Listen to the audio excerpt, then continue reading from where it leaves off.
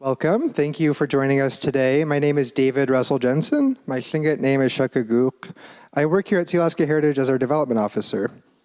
I'm glad to welcome you to our fall lecture series. And I'd like to remind everyone that it is election season in Alaska, or wherever you're located. Sealaska Heritage reminds you to vote on or before November 8th, 2022. If you're here in Juneau, you can vote at the state office building, or you can find your election location and view sample ballots at elections.alaska.gov.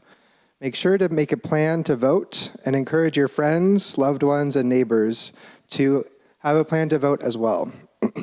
Sealaska Heritage is committed to providing accessible community programming, but nothing would be possible without the support of donors. You can contribute online at sealaskaheritage.org. Today's lecture is titled Co-Producing Environmental Knowledge with Communities, Prospects and Reflections, and is presented by Dr. Thomas Thornton. Dr. Thornton was trained in environmental anthropology at the University of Washington, where he completed his PhD in 1995. Since then, he has taught at the University of Alaska, as well as numerous other institutions. Dr. Thornton is currently an affiliate faculty member of the University of Alaska Southeast Alaska Coastal Rainforest Center.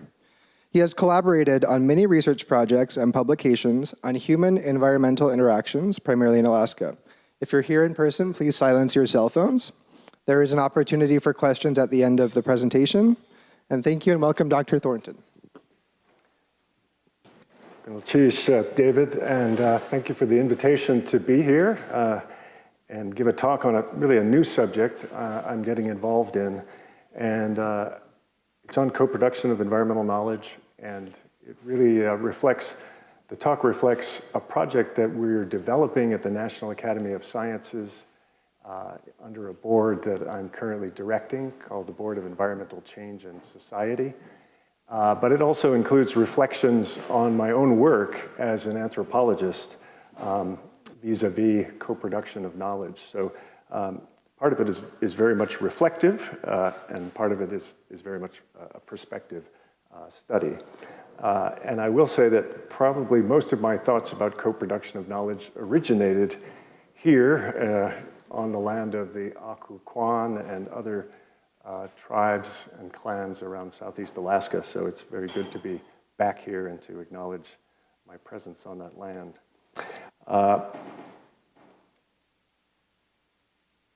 Right, so right away I want to hit you with our objectives and then a definition of co-production.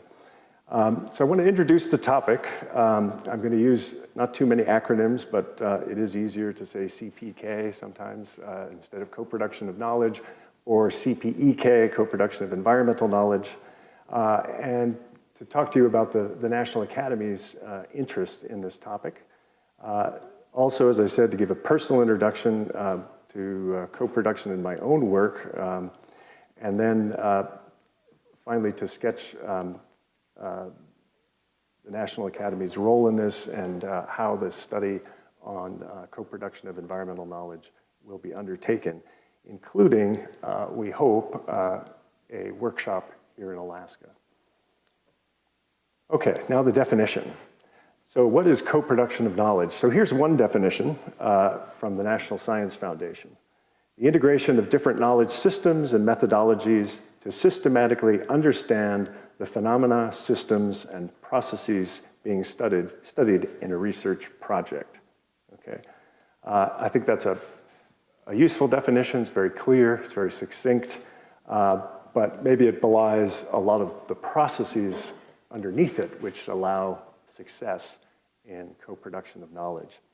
And with that sort of brief definition, which I'm going to unpack later, I'll move now into my own reflection, and this is partly an introduction to me if you don't know who I am, and to major publications that I've been involved in, but just limiting to books. And like many anthropologists, I've been involved in a lot of collaborative work over the past 4 decades with local Indigenous peoples, most of them right here in Southeast Alaska, but also with practitioners and other experts in local communities who were not Indigenous.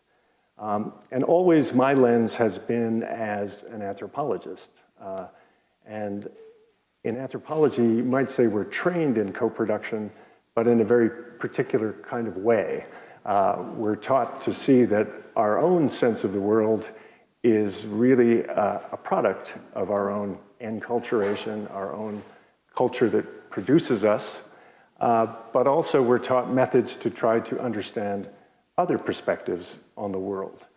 And co-production, I think originally in anthropology meant translating or bringing together a knowledge system that you were studying as a professional social scientist or anthropologist with a larger body of knowledge called anthropology or whatever subject matter the anthropology was focused on, medical terminologies, cosmologies, what have you.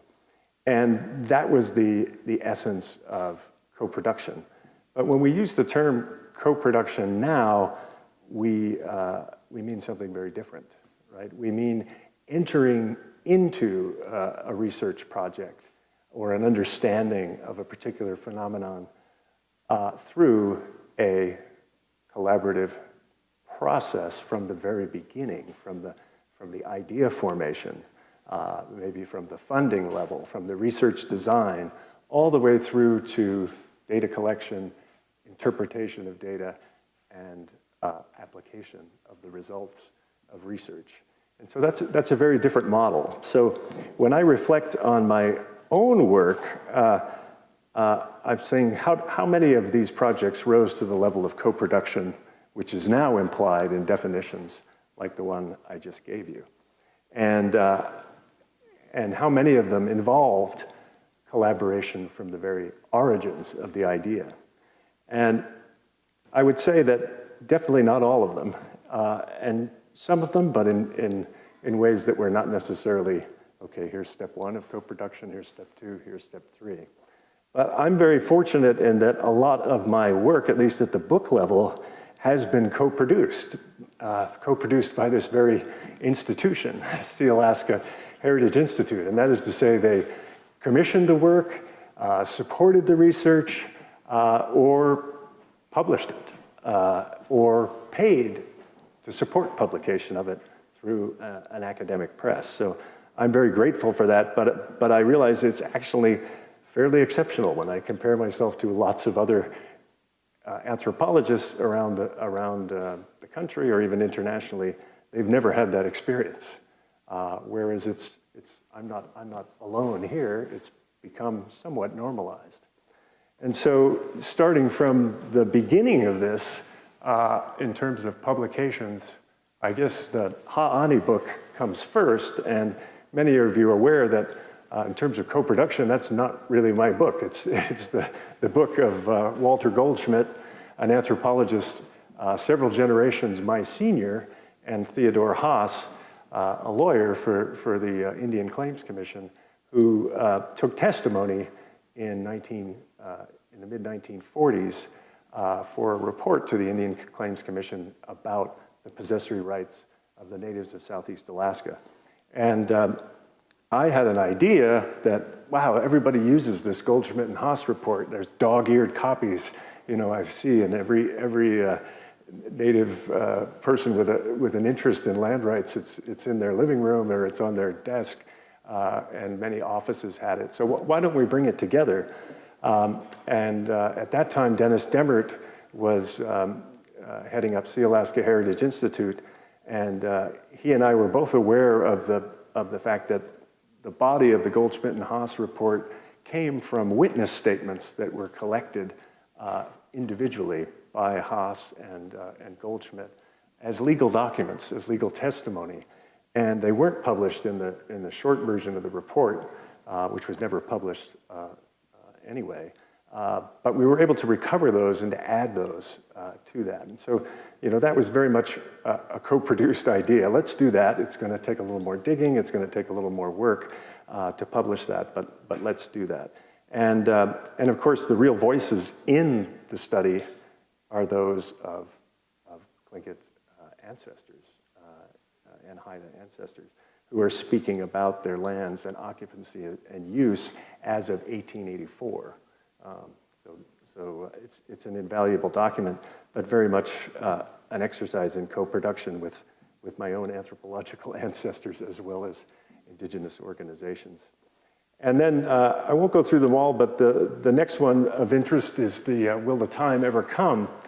And that was done with Andy Hope, and it's really just proceedings of a conference, the first conference that was called the Clan Conference or Sharing Our Knowledge Conference, which is still going. They just had an iteration of it in Wrangell, was it last month? And that, that was really a vision of Andy and some others to bring academics with Native experts and people interested in their own history and have a conference and exchange, as equal experts on these topics and see what comes of that. And so this was the first publication that came out of that, but that's a vision of co-production that was very, very unique at its time, and I'm glad to see that it's continued. And then being in place is really my dissertation substantially revised. And a dissertation is where in academia we really aren't trained to co-produce, right? We're locked up in a carrel at the basement of a library and writing, right? Showing that we can synthesize the literature, we can analyze the data, we can produce original, interesting, worthwhile interpretations. But of course, you're never alone in those things. The ideas come from others, or at least are shaped by others and interpreted through existing frameworks and so forth. And but the interesting thing I'll say about that is, how do you co-produce a dissertation? I think it's a little bit challenging in the confines of traditional academia because you're being trained as an individual in a discipline and evaluated by people who themselves came from that discipline. So breaking out of that is a challenge. But we did do it in one way because one of my main mentor, Herman Kitka Sr., turned out was actually present at my dissertation defense. And this only happened because he was finishing treatments for cancer, which he had beaten at the time and happened to be in Seattle and the University of Washington. And so I asked my committee if I could invite him, and they said, yeah, that's very appropriate. And so in this little room where you do your dissertation defense, where you have your committee and an external examiner, Herman was there.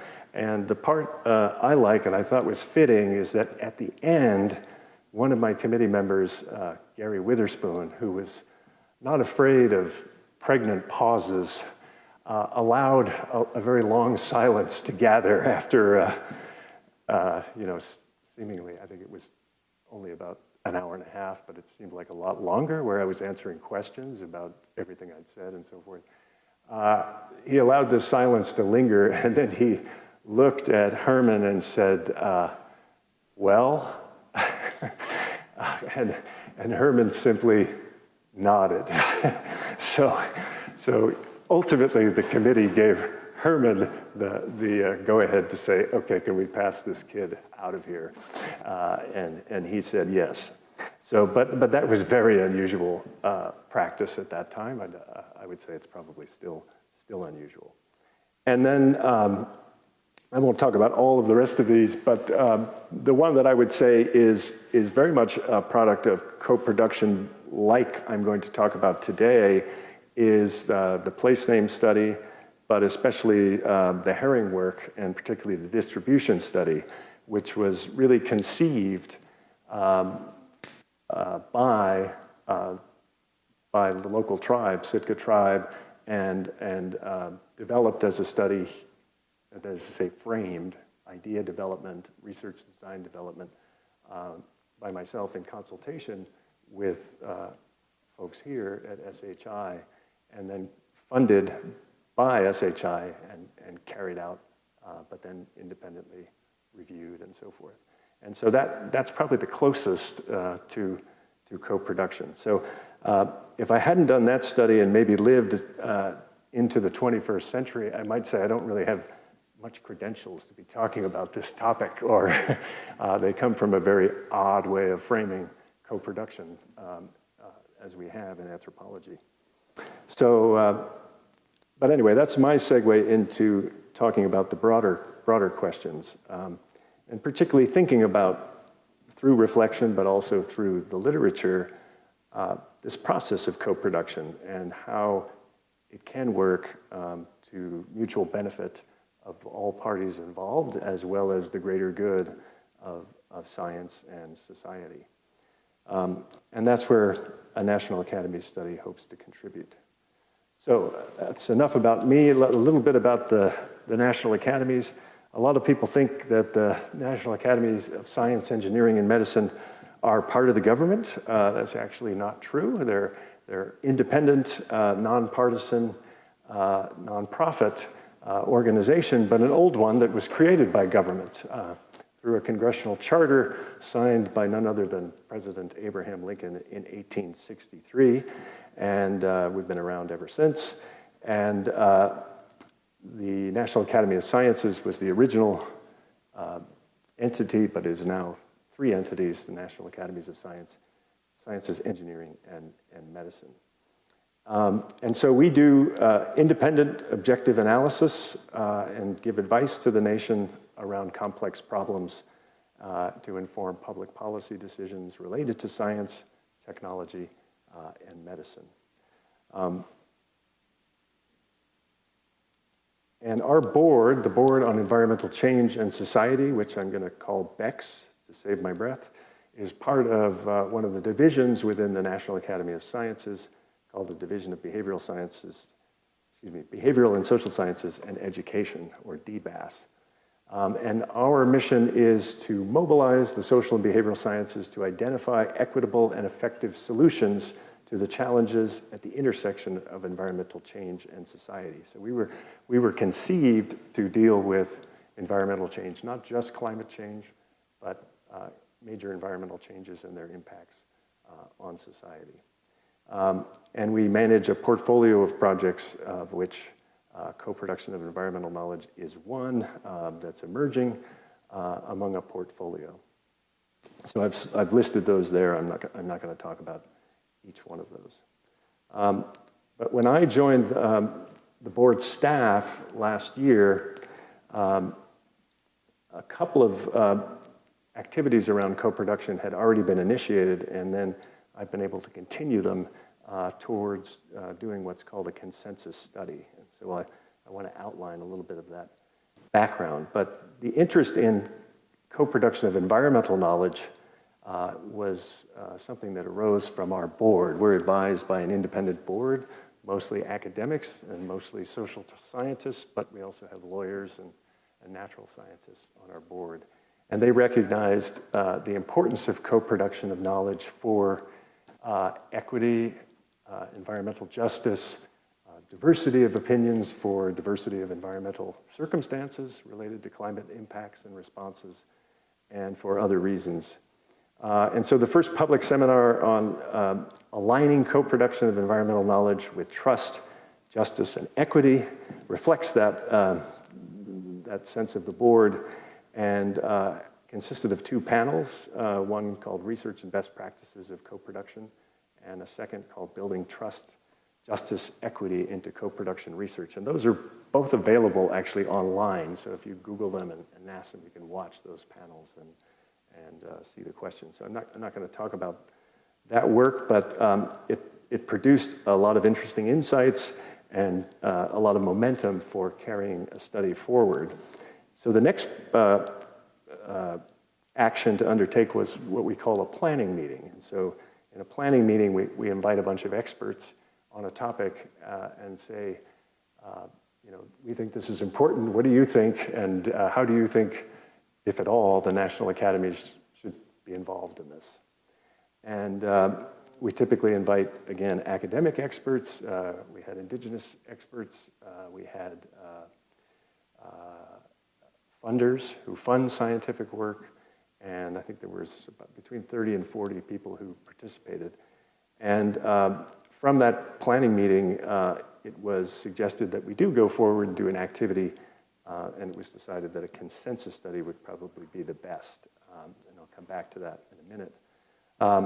But there began a process of co-production, which was maybe unique to the National Academy of Sciences, but often when we get opinion like that, we develop a concept paper from that. That is to say, we take the ideas of the planning meeting about what and how we should be doing something and develop it into a concept paper for an activity, such as a study.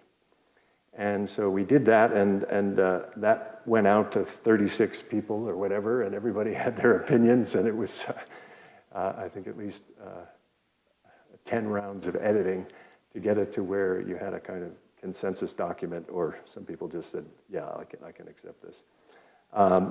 And that became the basis for a proposal. And then we had another opportunity, which is we had a very close alignment with the Office of Science Technology Policy, which is in the White House, that also had a strong emphasis on co-production. And one of the, probably some of you know this, one of the first things that was done once the OSTP got organized in 2021 was to issue a memorandum about developing guidelines for the incorporation of indigenous and traditional and ecological knowledge into federal government decision-making and scientific activity.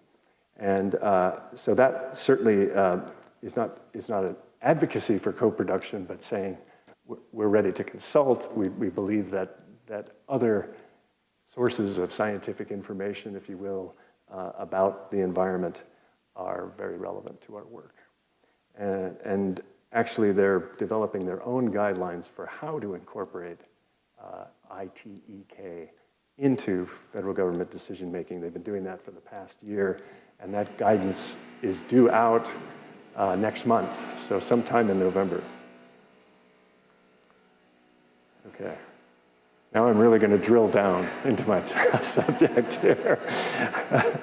All right, so the decision was made. Internally, we generated a proposal for a consensus study, and then the procedure, being a nonprofit organization, is we raise funds for our study. And so we've done that, and we've gotten support to go forward with the study. We don't have all the funding in place, but we have about 85% of it, with a major contributor being the Gordon and Betty Moore Foundation, which is a major science funder across the country, and a second being the Packard Foundation, and then we are in the process with several federal agencies that are also interested in supporting this work.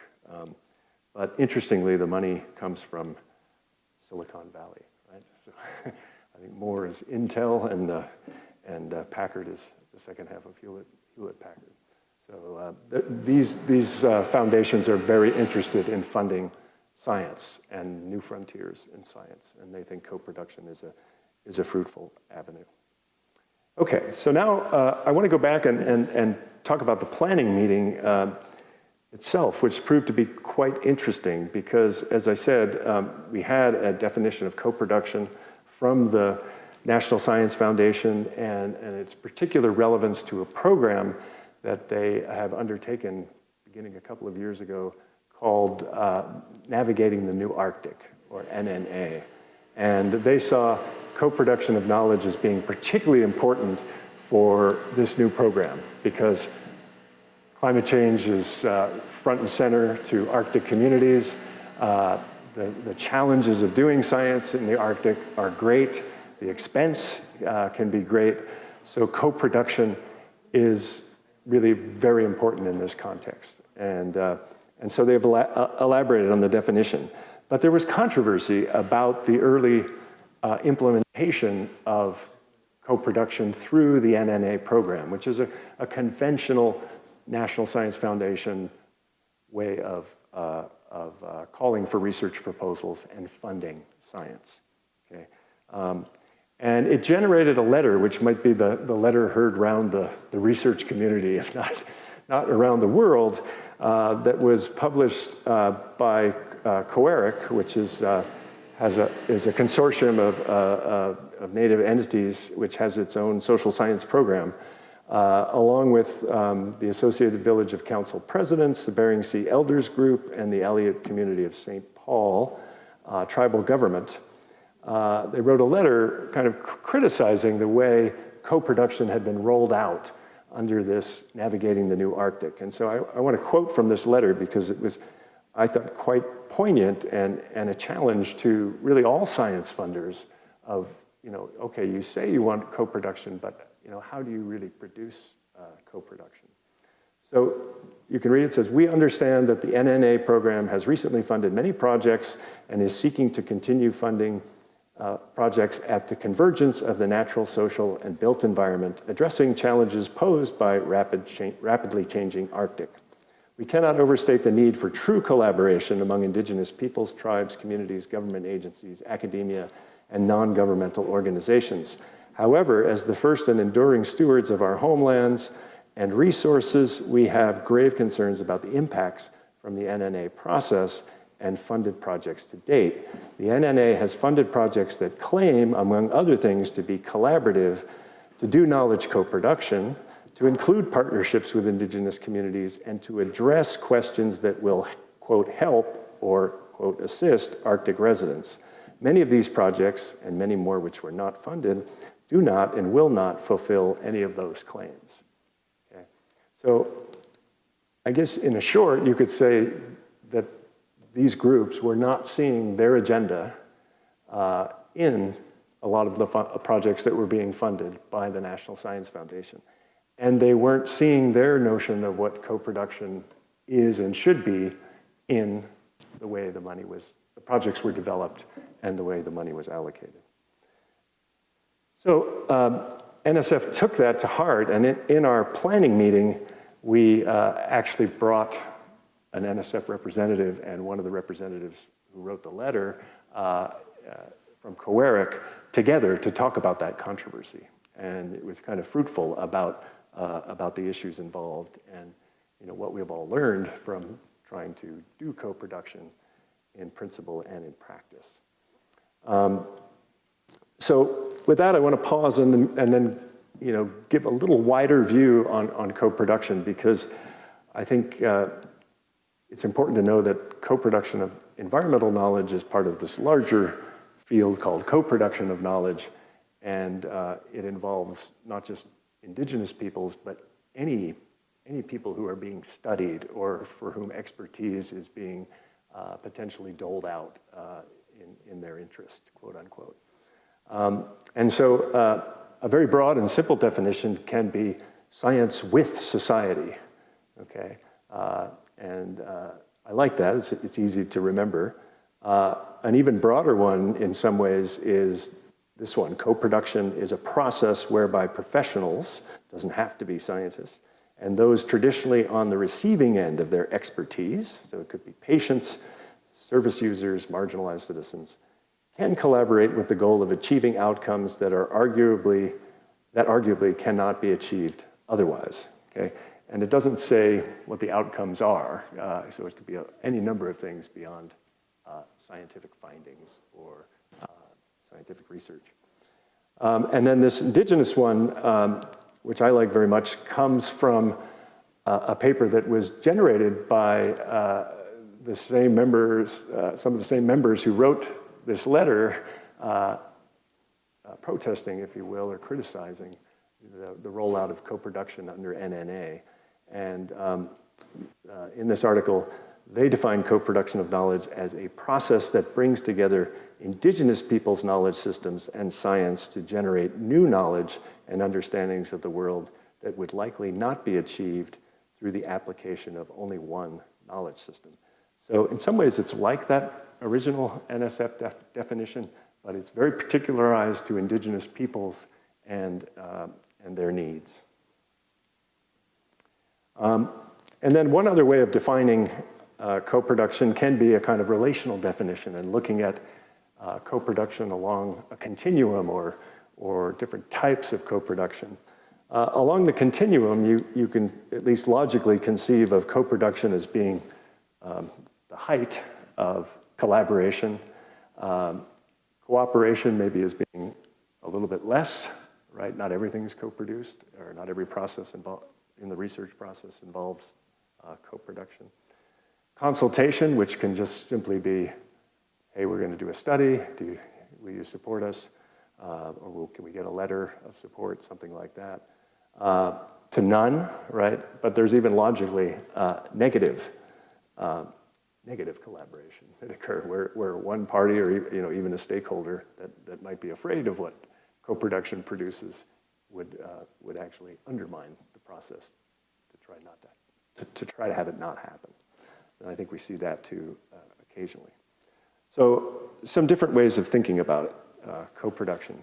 And then a little bit of history. This is actually quite enlightening to think about the history of co-production of knowledge within a broader kind of political and historical landscape. But I was interested in the phrase that has a good bumper sticker ring to it, "Nothing about us without us," which I've heard used by Indigenous individuals in Southeast Alaska and in other places. But it apparently can be traced in its modern use to a campaign for people with disabilities in South Africa who produced, this is a button up at the top of the screen, using that slogan in the early 1990s. But even before that, if you believe Wikipedia, in Central Europe, they were using the Latin version of this phrase to basically say, no policies without consultation or collaboration or input or representation from us, the people. So it's an early call for participatory democracy. And to me, that's very interesting because you hear a lot of similar calls within the modern academic literature for why co-production is important, right? There's a political dimension to it in that if you don't practice co-production, you risk perpetuating colonialism, disempowering people, and doing harm, right? It's also closely tied to the modern 20th century movement called participatory action research, and maybe later community-based natural resource management come out of that tradition where you're supporting a cycle of inquiry, action, and evaluation which is undertaken with or by marginalized people rather than on them or for them. The prepositions matter. And that's associated with, academically, with Kurt Lewin, the social scientist. And then the participatory governance movements, actually some of that can be traced to the work of Elinor Ostrom, who's a Nobel Prize-winning economist and got the Nobel Prize for her work on the tragedy of the commons phenomenon.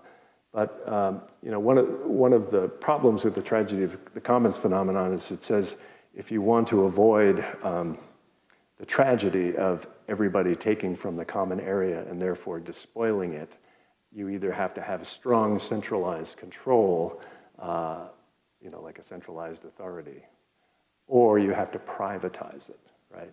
And a lot of those two solutions are still being enacted.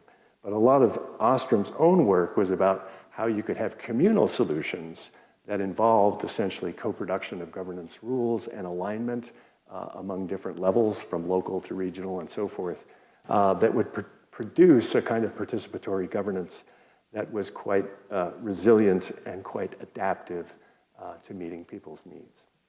Okay, and then finally, the indigenous rights movements, particularly of free, prior, informed consent, that come out of the UNDRIP, the UN Declaration on the Rights of Indigenous People, and then later movements, individualized movements on sovereignty and sovereignty not just for politically, but sovereignty around data and other information that's collected in the course of scientific work. Okay, skipping ahead. So what's the need for co-production of environmental knowledge? Certainly one is that the environment is changing very, very rapidly. And so we need to understand this environment if we're going to adapt to the so-called Anthropocene. There's lots of disruptions, there's lots of changing patterns, and a lot of that is not something anybody understands in a scientific level. So how do we get a handle on that? And we need to have a handle on it not just at the global level, right, but also at the local level. So how much does it really help you in your everyday life to know that the global average temperature may go up by 2 degrees Celsius?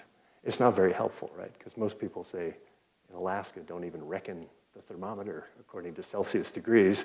And the 2 degrees is an average globally. It may not be relevant at all to what's happening in the Arctic, for example, the Western Arctic, which is warming at a much faster level than the global average. So you need that very detailed, localized information. And that's expensive to produce and to analyze and to apply very, very quickly, right? So co-production can actually be an innovative response to the needs of science in a changing environment in order to guide sustainable living, right? Or to guide major decisions about how to invest in things like infrastructure, energy systems, and so on. And we're seeing a lot of that come to the fore in Washington, D.C. With the IRA, the Inflation Reduction Act, and the infrastructure bill and so forth that are putting huge investments and trying to make sure that these investments are climate-proof, but also equitable and just for sustainability and marginalized peoples. Okay, so I'm going to move ahead and talk a little bit more about principles of knowledge co-production. This is one interpretation of key principles, that it has to be situated knowledge in a particular context. Okay, so no co-production for just generalized knowledge. Pluralistic, right? Explicitly recognizing multiple ways of knowing. Goal-oriented.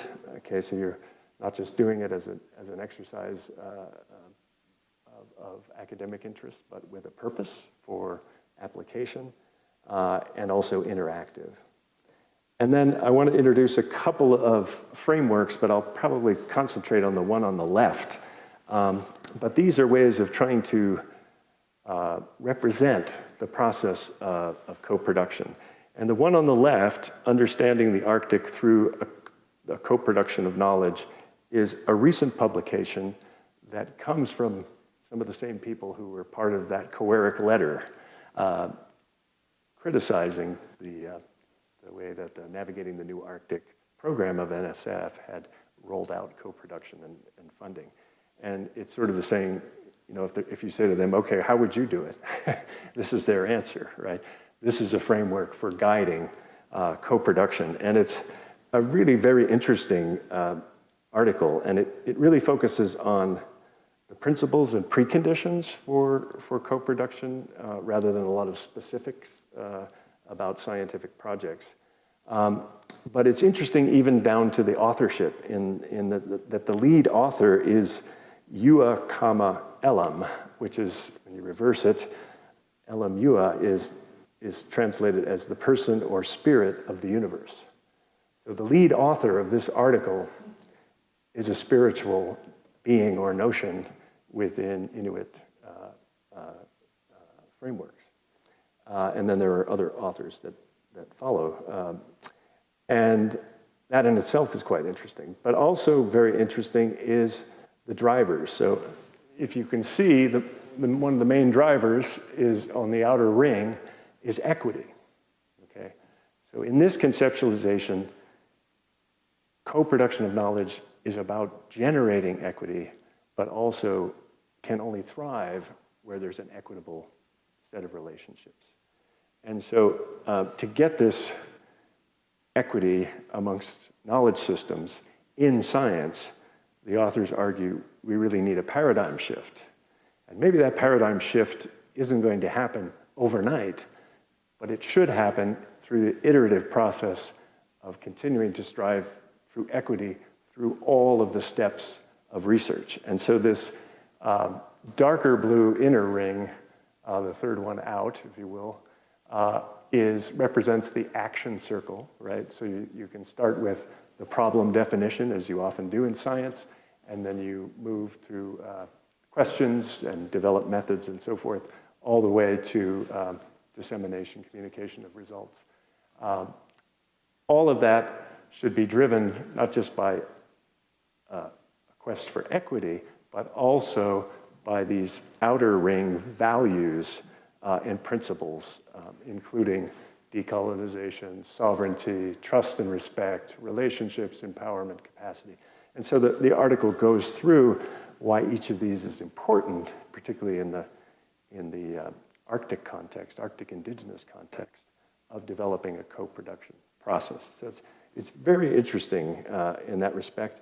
And in many ways, it's not unlike diagrams you might find elsewhere in the co-production of knowledge literature that have nothing to do with indigenous peoples or the Arctic, but may have to do with servicing patients in a healthcare system about those same steps, right?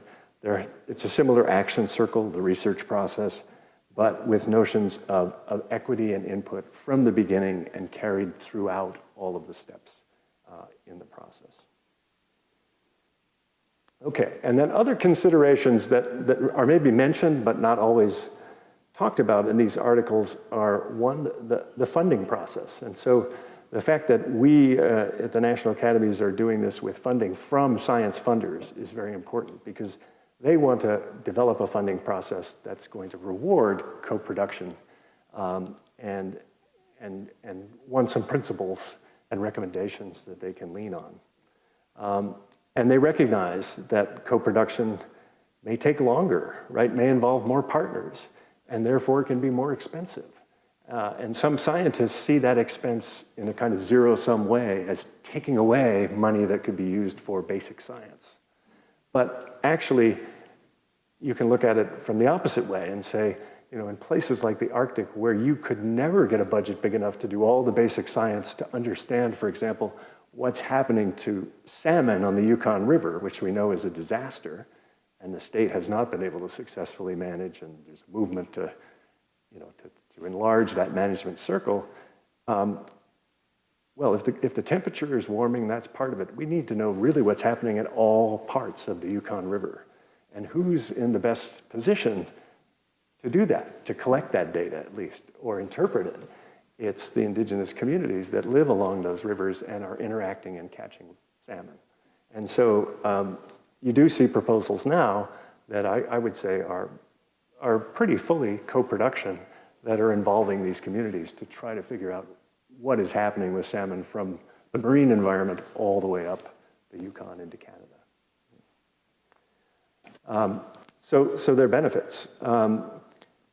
Training and co-production science capacity building is very important. And it's very important to consider institutions and how they train faculty or future scientists through their faculties and interact and through their metrics. And you know, there's a lot of focus nowadays on team science, right? And the fact that a lot of scientists never end up really working alone. They work as part of large teams, and so we should be teaching team science as part of their training, not just expecting that they know how to do it. And that's happening, but we don't see that as much around co-production.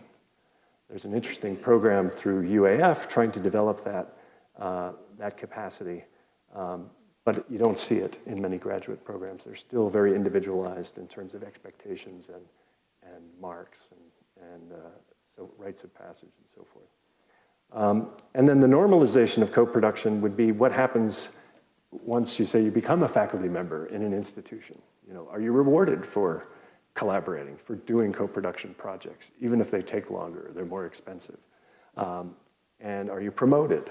Do your outputs that might be non-traditional academic outputs, do they count for as much as the article in Science or Nature? If they are tailored to, say, a set of indigenous communities. Right now, it's not clear that we have that normalization, but it needs to happen. And then a fourth thing is mentorship across knowledge systems. So I do a fair amount of evaluating of scientific proposals, and because I'm on science panels sometimes, I'm the only social scientist, and so I see co-production proposals coming from scientists. And in many instances, they have no training in how to do co-production, and they don't really have a well laid out plan for how they're going to follow a process like those I outlined in the previous slide. And again, this is a failure, I think, not so much of their imagination, but of their training. And I recently had the opportunity to evaluate a proposal that came from New Zealand that had incorporation of Maori indigenous knowledge about climate change. I won't go into the details. But a significant portion of the proposal was about mentorship by Maori and in Maori principles of worldview, ecology, and a certain amount of training in language. And so this person had to have not only buy-in from the Maori community, but had to have essentially a mentorship plan and a training plan to show that they could master Maori principles in order to carry out the dissertation. And the institution, which could have been a Maori institution, could have been another institution, was supportive of that, alongside other more traditional, if you will, scientific training. So that may be a model. And then fifth, assessment, right, and follow-up beyond project completion. We don't have a lot of metrics or a lot of well-developed criteria for how to evaluate co-production, and so I think that's something where attention is needed. And then, of course, there are concerns, and some people who talk about the dark side, and there are a couple of articles that actually use this phrase, the dark side of co-production. They worry about things like replicability, generalizability. These are always questions with science, and they're critiques of anthropology and community-based studies in general. How can you scale up what you learn at the level we need it, right, to respond to climate change, which is a global problem, or scale it out to other communities which may have their own very particularized social environmental context. I mean, those are reasonable concerns, but the fact is, maybe that's really the way we have to understand environmental change. If we're going to respond to it, it has to be very people-centered, very place-centered. So I'm not sure those critiques really hold up, but they're certainly old critiques of science against very particularized social science as well. And then seventh is bias, and where bias can creep in if you, either on the science side or the other side, and how do you guard against that? Okay, and so I will end with this long statement here, which is our statement of task, which is, again, how the academies works. If you're going to undertake a consensus study, you start with a statement of task about what you're going to do. And this is basically coming from the concept paper that came from that planning meeting I told you about, where we kind of hashed out the NSF and COERIC example and talked about, in a very round way, what's needed. So I'm not going to go through it line by line, but really it's looking at a lot of the issues that I've just suggested are important and maybe need attention and synthesis at a larger level beyond the community studies in just one region. So that's what we're proposing to do. And the process for a National Academies consensus study is first to define it, so that's part of what the statement of task is about, and then to select a committee to do this. And the committee is a committee of experts. It could come from anywhere. So I'm going to send the nomination. That we haven't put forth a ballot for nominations for who's going to go on this committee, but I'm going to send it. I'm going to send it to you, Rosita, and maybe others in this room, and I hope you'll circulate it. But anyone potentially could be nominated to this committee, and the committee essentially drives the information gathering. And it's not data gathering, it's information gathering, where basically all people who are involved are treated as experts and invited to come in. And so, some of that expertise and that information will come from Alaska, especially if we have a workshop in the state. So that's that's the process that happens, the information gathering after the committee's formed, and then you have a report that's done by consensus, which is also, it's an interesting form of co-production because a committee is expected to write a report without authorship. In other words, they're all recognized for authorship, but nobody authors this sentence or that chapter. They all do the whole thing.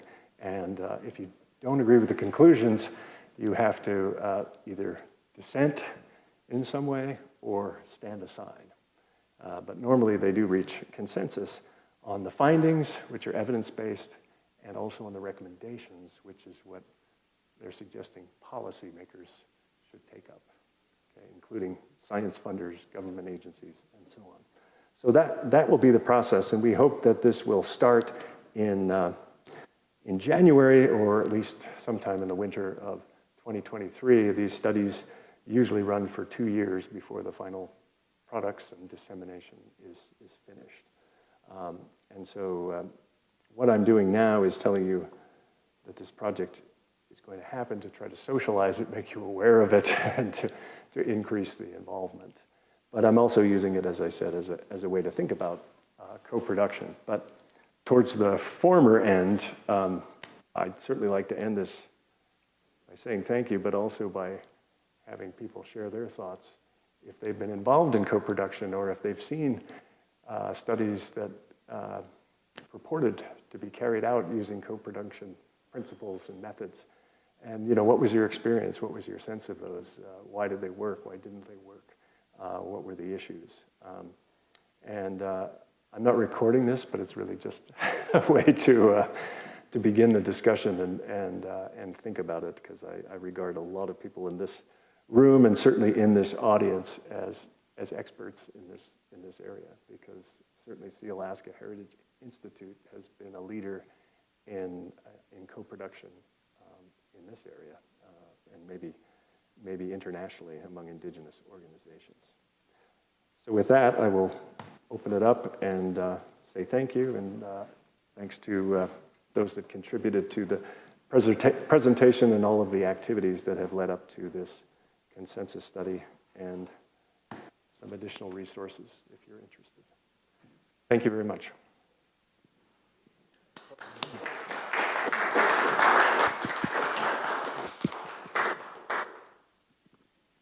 Thank you, Tom. I've got a lot of thoughts running through my head. But the first thing that I saw was really great to see all of your publication and see the evolution of yourself going from an individual scientist to co-production. So that was kind of fun. But the other thing is, I was thinking about it. I mean, I like the whole concept of co-production and its application across the world, to a lot of different disciplines.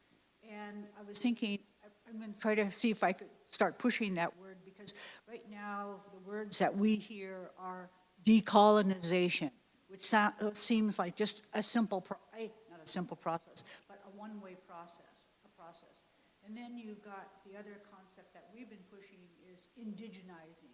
Mm-hmm. And so that means, we are integrating our culture, language, arts into institutions. Mm-hmm. And then we're training or retraining those people who are leading those institutions, such as teachers. I mean, we spent a lot of energy, educating teachers. And now we're working on curriculum where we're, we definitely want, academic rigor, but we want our knowledge base in that curriculum as well. But I was thinking that it goes back to an old concept that we have, our cultural value of Haslatsini, strength of mind. But for us, it was a reverse. And I always like to use the example, we have multiple examples where our people said, okay, this has been our system, but now we realize that if we're going to survive, we have to learn about these other systems that were impinging on our way of life. Mm-hmm. And I know that our corporation has come under a lot of critical, critical reviews for what they were doing initially. But people neglect are not aware of how they were working to incorporate traditional sciences. So anyway, I'm sorry my educators weren't here, our education team weren't here to see this, because I think it really, to me, it gives an equality to traditional knowledge or indigenous knowledge systems and Western sciences. So I applaud that. I think when you first mentioned it or asked me about it, I really wasn't too sure of what it all meant. So I really thank you for it. I mean, I wish our whole society could embrace co-production in all of the different realms. So I thank you for bringing that to us. And I know that we do have this recorded on YouTube, so I'm going to make it mandatory for our staff and hopefully our educators to look at this, because I think it really gives us an approach, a good positive approach, rather than the tensions that we have between decolonization, indigenization, and those kind of processes that we have ongoing. I don't have a question for you, except maybe one. I kept saying, okay, tell me succinctly, what are the benefits of co-production? I saw where it says new knowledge, incorporating new knowledge, but what's the benefit? Yeah, I think the benefits are many. I think one is you recognize potentially multiple ways of knowing and doing science in the broad sense, that is discovering new knowledge and its applications.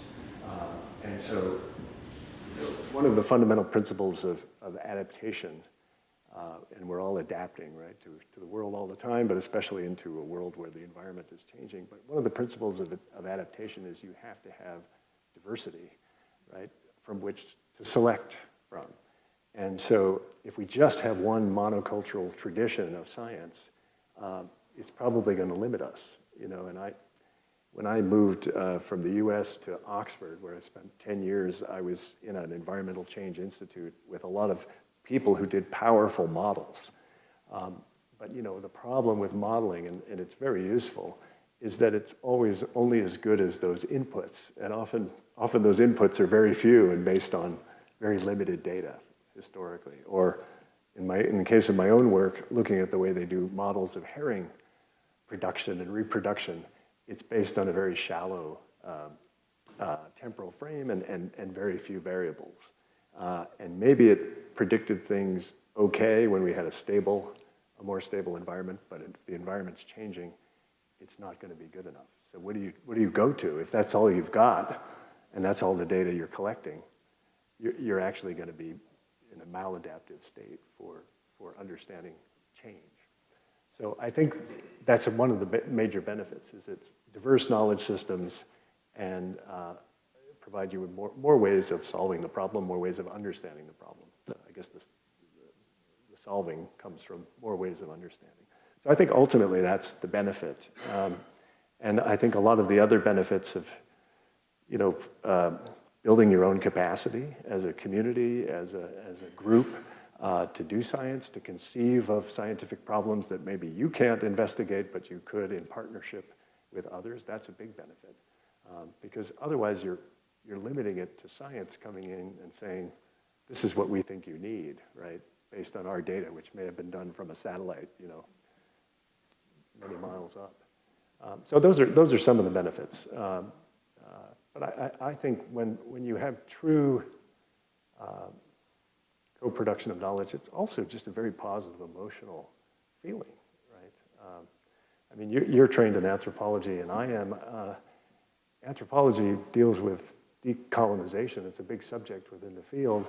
But even in the old days, I think most anthropologists are trained with the notion that we all have colonized minds. We're colonized by our own culture, right? Our own culture teaches us to think and see the world in certain ways. And so a co-production process around science or almost any other activity can really enlarge that. And that's better for you for understanding your own cultural self, but it's also better for promoting things like decolonization, equity, and co-production.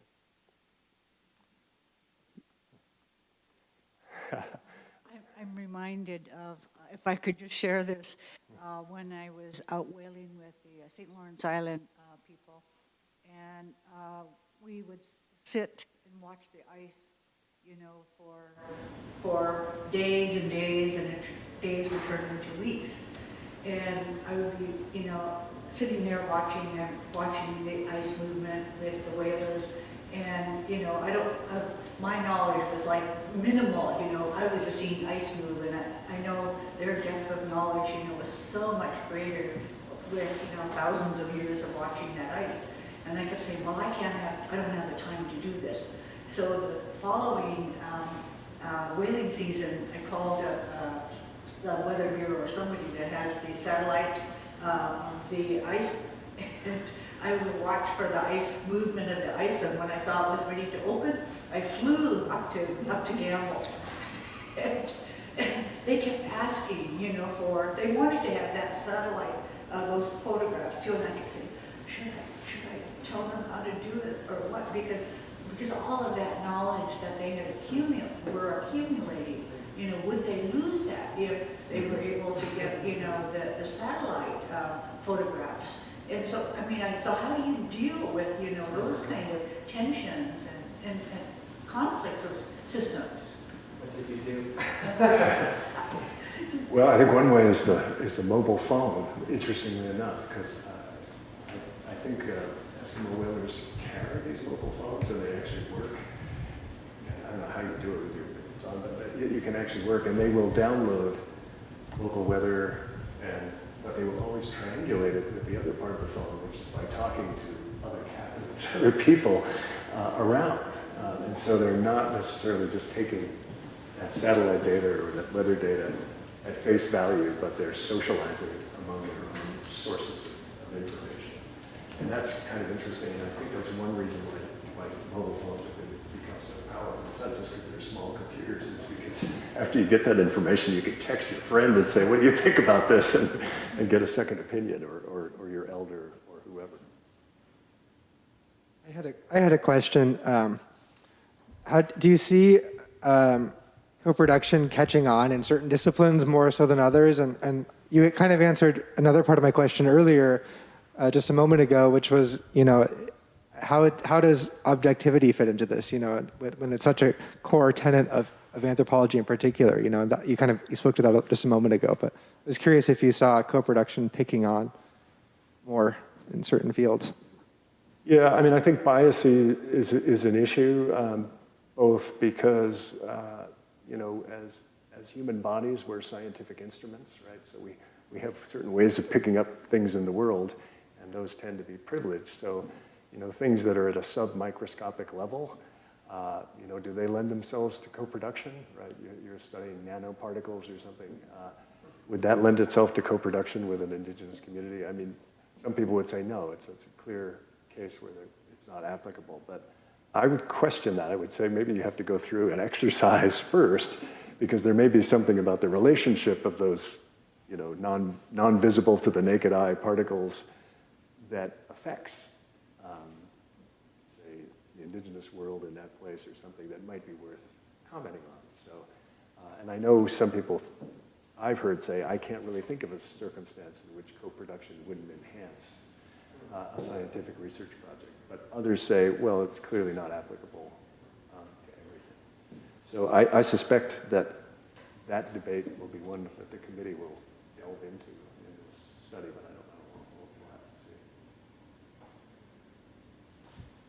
Good question.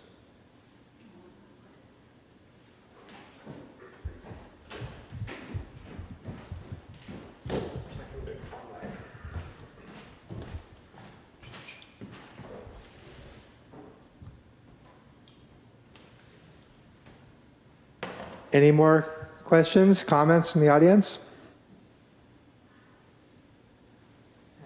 Thank you, Tom, for advancing this important work. It's very meaningful. Thank you very much.